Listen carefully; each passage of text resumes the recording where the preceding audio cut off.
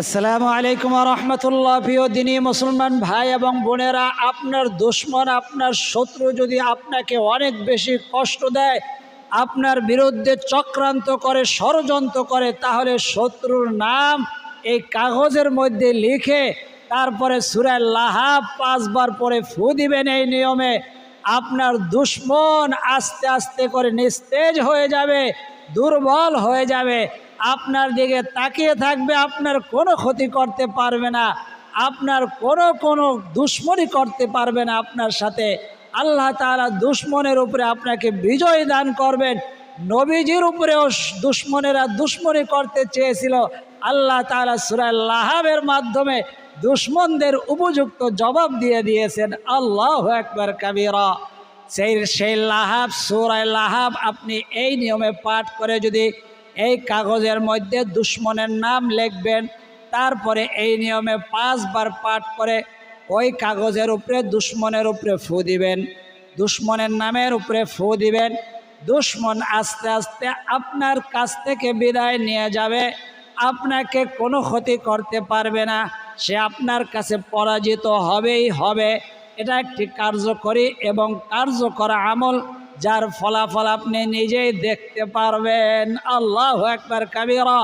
কোরআন তো এমন জিনিস যা মানুষের সমস্ত উপকারে আসে, মানুষের জন্য। যে মানুষের ক্ষতি করে সে মানুষ হতে পারে না, সে তো ভালো মানুষ নয়। আল্লাহ তাআলা বলেছেন উলাইকা কাল আনআম, তারা হইল চতুষ্পদ প্রাণীর মতো। তারা ক্ষতি করতেছে, আপনি তাদের জন্য আল্লাহর কাছে বিচার দিতেছেন, তাদের ক্ষতির জন্য নয়।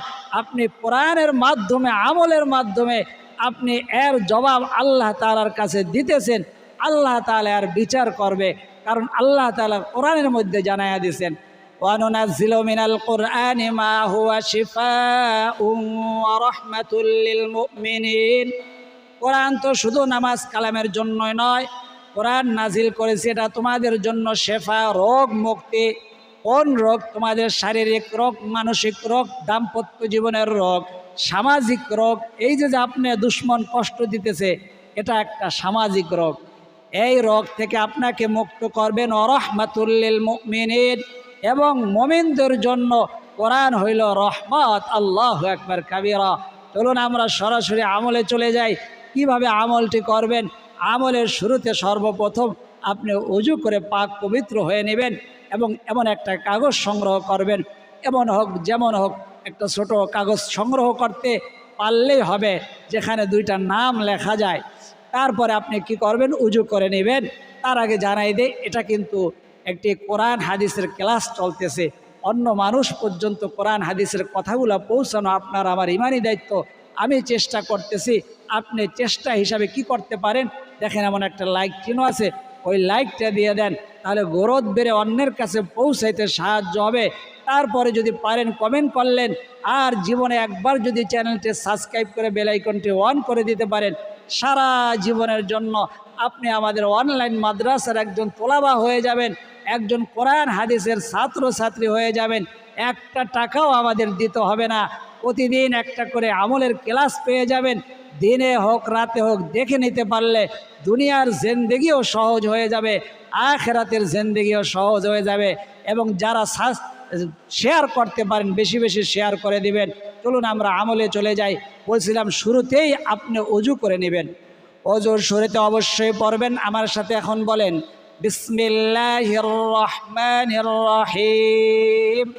নবীজি বলেন যে ওযুর শুরুতে বিসমিল্লাহ পাঠ করা হয় না, ওই ওযুটাও সম্পূর্ণ থেকে যায়। আর যেই ওযুর শুরুতে বিসমিল্লাহ পাঠ করা হয়, ওটা আল্লাহ তাআলার কাছে কবুলিয়াত একটা ওযু হিসাবে গণ্য হয়ে যায়। ওযু হইল মুমিনদের জন্য অস্ত্র স্বরূপ। আল্লাহু আকবার কাবীরা। তো আপনি ওযু করে নিলেন, ওযুর শেষে পশ্চিম দিকে দাঁড়াইয়া কিবলামুখী হয়ে আঙ্গুল দিয়ে ইশারা করে পড়বেন। আমার সাথে বলেন আশহাদু আল্লা ইলাহা ইল্লাল্লাহু ওয়াহদাহু লা শারীকা লাহু ওয়া আশহাদু আন্না মুহাম্মাদান আবদুহু ওয়া রাসূলুহু নবীজি বলেন ওযুর পরে যে ব্যক্তি এই দোয়াটি পাঠ করবে কাল কিয়ামতের ময়দানে তার জন্য জান্নাতের 8টি দরজা খুলে দেওয়া হবে। সে যেই দরজা দিয়ে খুশি সেই দরজা দিয়ে প্রবেশ করতে পারবে। আল্লাহু আকবার, আল্লাহু আকবার।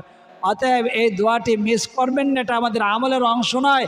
তারপরেও জানাই দিলাম, এত বড় ফজিলত থেকে আপনি কেন বঞ্চিত হবেন? ওযু করলেন তো আপনি এরকম একটা কাগজ সংগ্রহ করবেন, কলম দিয়া কাগজের উপরে লিখবেন যে আপনার দুশ্মন, ওই দুশ্মনের মায়ের নাম লিখবেন।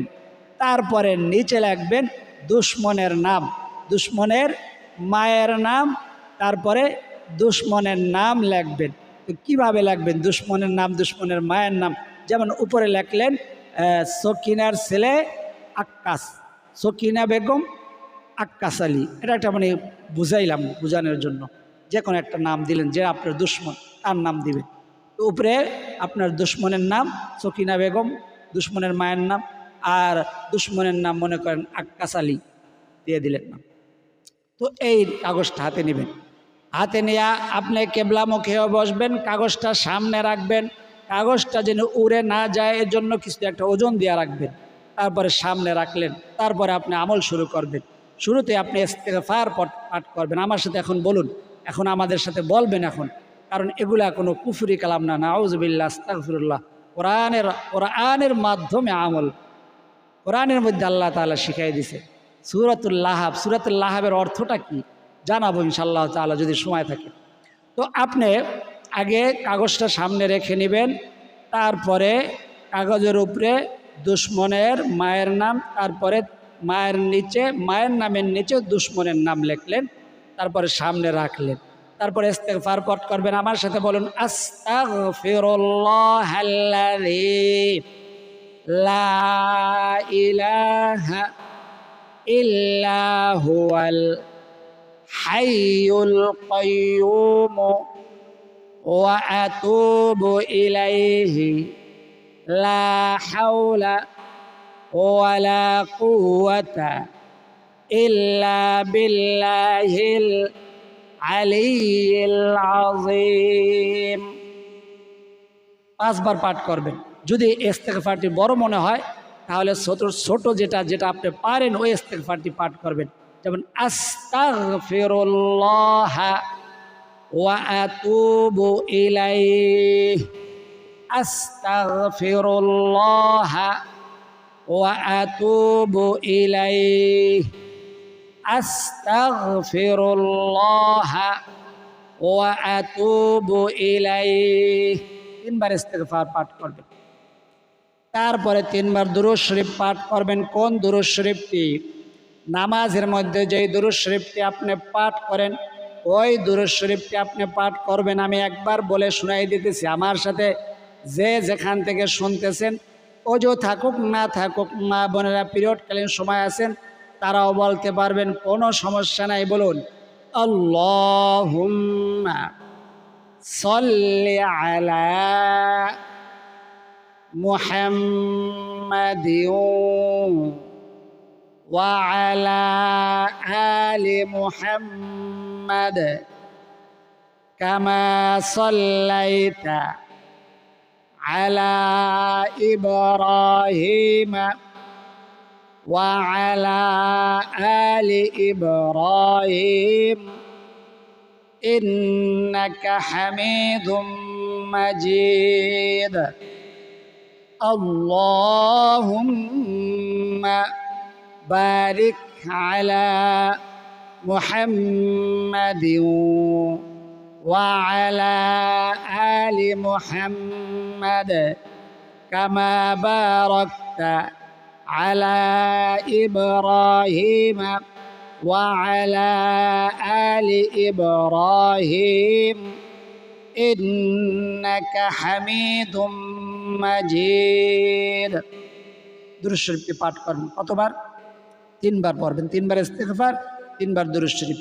যদি এই দুরূদ শরীফটি না পারেন তাহলে পড়বেন সাল্লাল্লাহু আলাইহি ওয়াসাল্লাম, দম ছাড়বেন। আবার আর একদমে সাল্লাল্লাহু আলাইহি ওয়াসাল্লাম, সাল্লাল্লাহু আলাইহি ওয়াসাল্লাম। এখন আপনার ইস্তেগফার পাঠ করা শেষ, দুরূদ শরীফ পাঠ করা শেষ।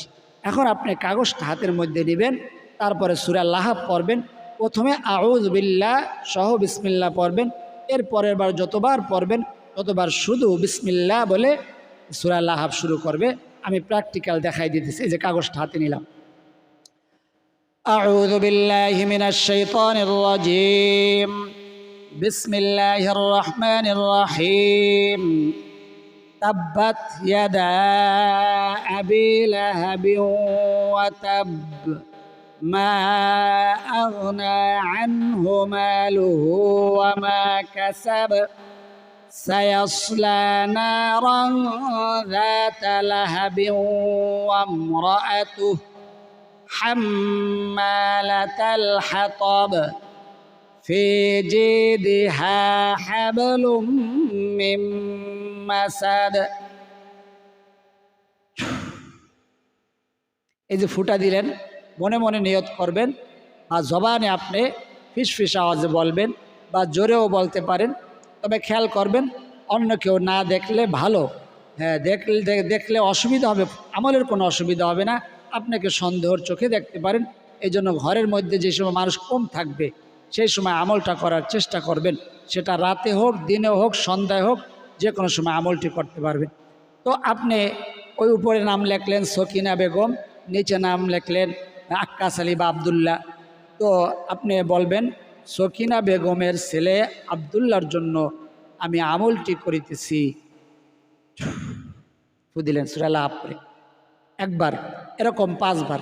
বিসমিল্লাহির রহমানির রহিম, প্রথমবার কিন্তু আউযু বিল্লাহ পড়ছি, এরপরে পড়ার সময় শুধু বিসমিল্লাহ। বিসমিল্লাহির রহমানির রহিম। তাব্বাত ইয়াদা আবি লাহাবিন ওয়া তাব, মা আগনা আনহু মালুহু ওয়া মা কাসাব, সায়াসলা নারান যাতা লাহাবিন ওয়া ইমরাআতুহু হাম্মালাতাল হাতাব, ফি জিদিহা হাবলুম মিন মাসাদ। সকিনা বেগমের ছেলে আক্কাস আলীর জন্য আমি আমলটি করিতেছি। বিসমিল্লাহির রহমানির রহিম।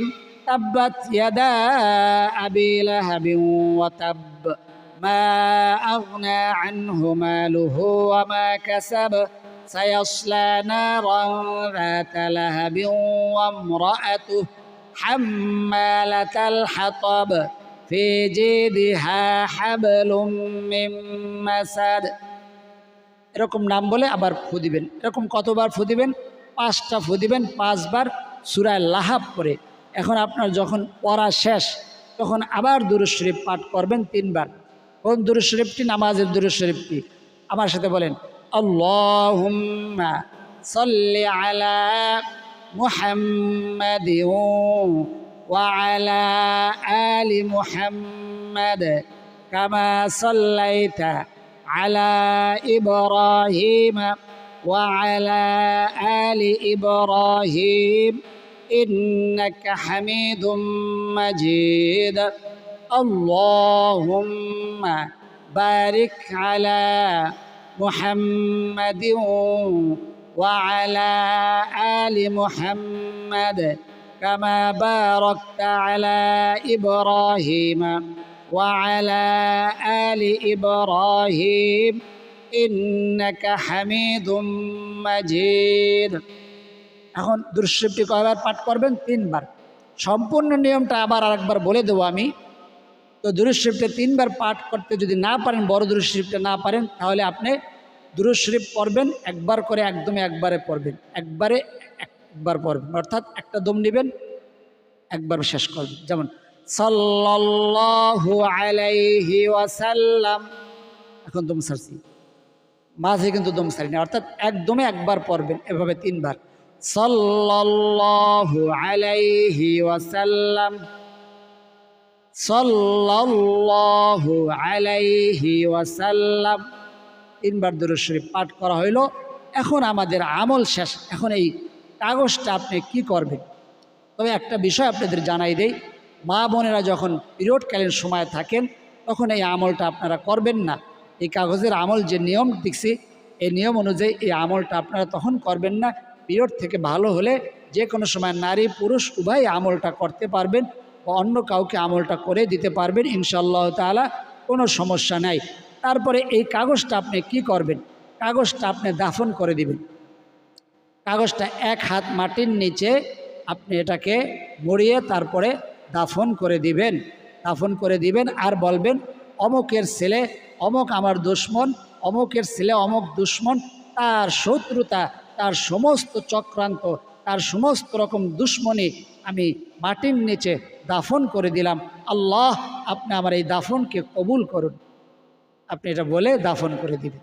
বা আপনার নিজের মতো করে বাংলা কথাগুলো, অর্থাৎ আপনি এটাই বুঝাইবেন কথার মধ্যে যে আপনি আপনার দুশ্মনের চক্রান্ত দুশ্মনী আপনি দাফন করে দিলেন, এটাই বুঝাইবেন।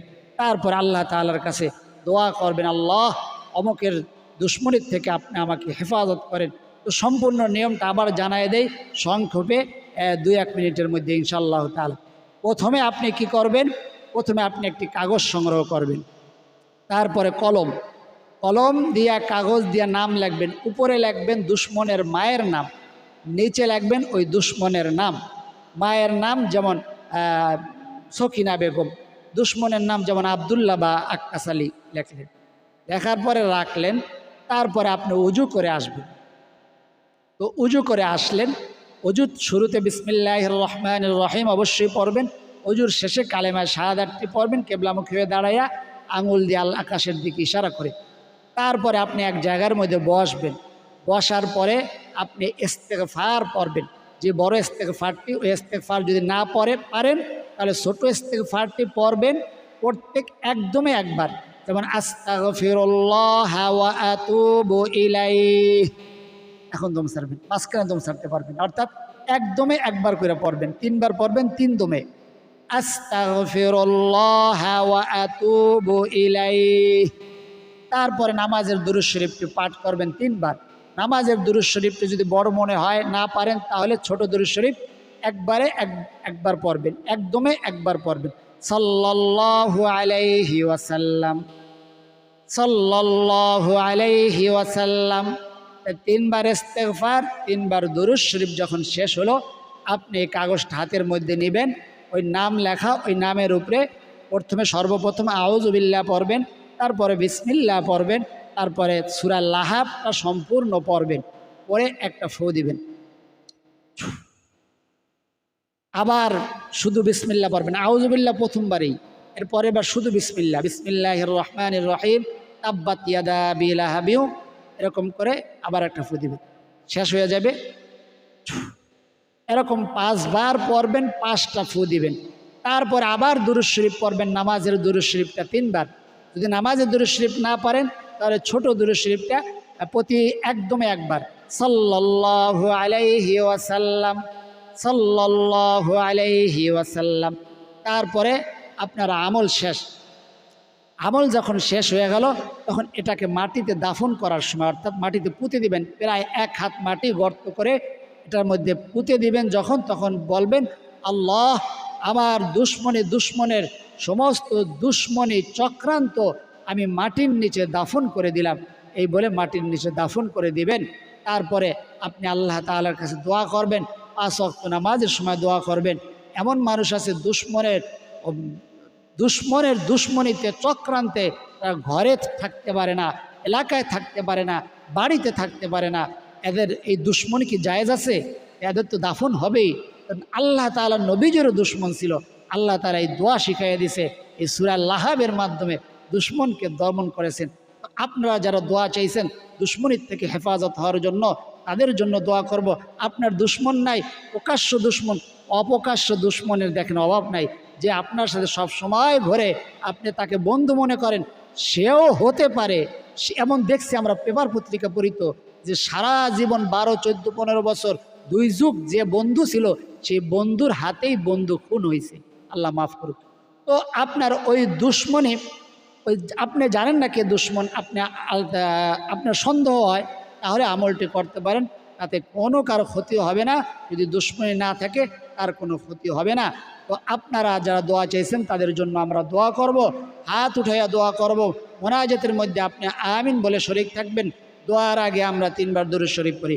সাল্লাল্লাহু আলাইহি ওয়াসাল্লাম, সাল্লাল্লাহু আলাইহি ওয়াসাল্লাম, সাল্লাল্লাহু আলাইহি ওয়াসাল্লাম। আল্লাহুম্মা আমিন।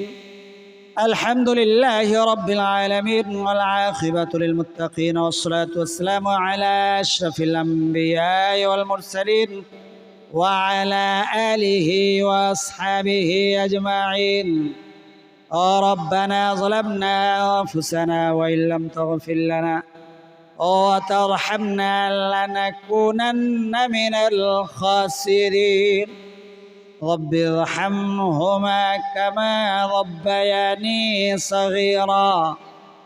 يا أول الأولين يا أول الآخرين يا راحم المساكين رب العالمين. الله আপনার বান্দা বান্দীদের অনেকেরই এমন রয়েছে, আল্লাহ জানাইছেন দুশ্মনের যন্ত্রণায়, দুশ্মনের অত্যাচারে, দুশ্মনের নিপীড়নে, দুশ্মনের শত্রুতায় আক্রান্ত হয়ে আল্লাহ মাজলুমের শিকার হয়ে আল্লাহ তারা যে আমলটি করার ইচ্ছা করেছে, ইরাদা করেছে, আল্লাহ সকলকে আমলটি করার আপনি তৌফিক দান করে দেন আল্লাহ। কোরআনে বর্ণিত আমল আল্লাহ আপনার নবীজির দুশ্মন ছিল, নবীজির জন্য আল্লাহ, নবীজির উম্মতদের জন্য এই সূরাটি আপনি দিয়েছেন দুশ্মন থেকে বাঁচার জন্য আল্লাহ। এই সূরার মাধ্যমে, আমলের মাধ্যমে আল্লাহ আমাদের সকলের দুশ্মনী থেকে, আল্লাহ শত্রু থেকে, আল্লাহ দুশ্মনের দুশ্মনী থেকে আমাদের সকলকে আপনি হেফাজত নসিব করে দেন। আমাদের জান মাল, পরিবার পরিজন, সন্তান সন্ততি, নাতি নাতকুর, আল্লাহ ঘর বাড়ি জায়গা জমি সমস্ত কিছু আপনি হেফাজত নসিব করে দেন। জালেমের জুলুম থেকে, শত্রুতা থেকে, হিংসুকের হিংসা থেকে, নফসের ওয়াসওয়াসা থেকে আল্লাহ আমাদের জান মাল ইজ্জত সম্মান সমস্ত কিছু আপনি হেফাজত নসিব করে দেন আল্লাহ। রব্বে কারিম, কোরআন মজিদের এক একটা হরফের মধ্যে 10 করে নেকি, ওযু সহ পড়লে 30 নেকি আল্লাহ আপনার বান্দা বান্দির আমল করেছে আল্লাহ। রব্বে কারিম, আমরা পাঠ করেছি প্রত্যেকটা হরফে 30 করে নেকি হয়েছে আল্লাহ। আমাদের দর্শক শ্রোতারা আমাদের সাথে পাঠ করেছে, সকলের ভুল বেয়াদবিগুলো মাফ করে দিয়ে এর সব টুকুন লক্ষ কোটি গুণ বৃদ্ধি করে দিয়ে তামাম নবীদের সরদার তাজেদারে মদিনা জনাবে মুহাম্মদুর রাসূলুল্লাহ সাল্লাল্লাহু আলাইহি ওয়াসাল্লামের রওজা সোনার মদিনায় পৌঁছায় দেন। পৃথিবীর শুরু থেকে এই পর্যন্ত তামাম আম্বিয়া ইকরাম, সাহাবা ইকরাম, তাবিঈন, তাবিঈন, আইম্মায়ে মুজতাহিদিন, সালফে সালিহিন, বুজুরগানে দ্বীন, শুহাদায়ে উহুদ, শুহাদায়ে বদর, শুহাদায়ে কারবালা, সকলের রয়ের হাদিয়া পৌঁছায় দেন আল্লাহ। জনম দুঃখিনী মা যাদের অন্ধকার কবরে, বাবা যাদের অন্ধকার কবরে, আমাদের মা বাবার কবরের মধ্যে হাদিয়া পৌঁছায় দেন আল্লাহ। আমাদের দাদা দাদি, নানা নানি, আত্মীয় স্বজন, ময় মুরব্বী, পাড়া প্রতিবেশী, শ্বশুর শাশুড়ি, বন্ধু বান্ধব যাদের অন্ধকার কবরে আল্লাহ সকলের কবরের মধ্যে হাদিয়া পৌঁছায় দেন। আখিরাতের সমস্ত ঘাটি, কবরের ঘাটি, আসরের ঘাটি, পুলসিরাতের ঘাটি পার করে দিয়ে সকলের জন্য জান্নাতুল ফিরদাউস নসিব করে দেন। রব্বে কারিম, আল্লাহ যারা আমলের নিয়ত করেছে আমাদের দর্শক শ্রোতারা, কোরআনের শিক্ষার্থীরা সকলকে আল্লাহ আমলটি করার তৌফিক দান করে দেন আল্লাহ। যে যে উদ্দেশ্য নিয়ে আমলটি করবে সে উদ্দেশ্যকে আপনি পুরা করে দেন আল্লাহ। তার আশা, তার তামান্নাগুলো আপনি পূরণ করে দেন। রব্বে কারিম, ওই সোনার মক্কা মদিনা না দেখাই আমাদের ডাক দিয়েন না। জীবনে একবার হইল আপনার ঘরের তোয়াফ, আপনার রসুলের রওজা জিয়ারত করার তৌফিক দিয়ে দেন। যারা গেছেন বারবার যাওয়ার তৌফিক দান করে দেন আল্লাহ। রব্বে কারিম, আপনার যে বান্দা বান্দির জবানের আমিন বলাটা পছন্দ আল্লাহ যার 2 ফোঁটা চোখের পানি পছন্দ, সেই জবানের আমিনের উসিলায়, যে সেই 2 ফোঁটা চোখের পানির উসিলায় আমাদের বলা না বলা দোয়া, না বলা কথা, না বলা ব্যথাগুলাকে আপনি কবুল আর মঞ্জুর করে নেন। আল্লাহ যারা অসুস্থ হয়ে হাসপাতালে বেডে শুয়ে রয়েছে সকলকে শিফা দিয়ে দেন। যাদেরকে ব্ল্যাক ম্যাজিক করা হয়েছে, কুফুরি কালাম করা হয়েছে, আস্তে আস্তে শুকাইয়া যাইতেছে, আল্লাহ সেই বান্দা বান্দিদেরকে আল্লাহ আমলের মাধ্যমে তাদেরকে আপনি হেফাজত নসিব করে দেন। যারা ঘরের বিছানায় পড়ে রয়েছে আল্লাহ, মানুষ শত্রুতা করে তাদেরকে কুফুরি কালাম করেছে, ব্ল্যাক ম্যাজিক করেছে, কেউ আল্লাহ এগুলা নিয়েই চলাফেরা করতেছে, আল্লাহ তাদেরকে আমলের মাধ্যমে উদ্ধার করে নেন। আপনার হাবিবের তোফাইলে আমাদের বলা না বলা দোয়া, না বলা কথা, না বলা ব্যথাগুলাকে আপনি কবুল আর মঞ্জুর করে নেন। রব্বিরহামহুমা কামা রব্বায়ানি সগীরা। وصلى الله تعالى على خير خلقه محمد وعلى آله وأصحابه أجمعين.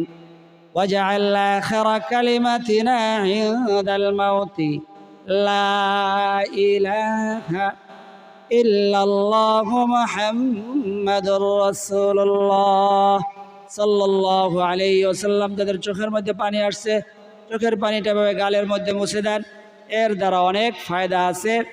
যারা এতক্ষণ পর্যন্ত আমাদের আমলের মধ্যে শরীক ছিলেন তাদের জন্য দোয়া করি, আল্লাহ সকলের মনের আশা, মনের তামান্নাগুলো পূরণ করে দেন।